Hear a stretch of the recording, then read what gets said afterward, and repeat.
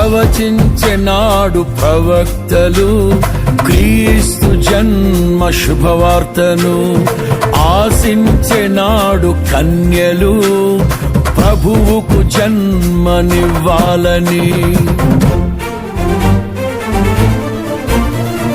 ప్రవచించెనాడు ప్రవక్తలు క్రీస్తు జన్మ శుభవార్తను.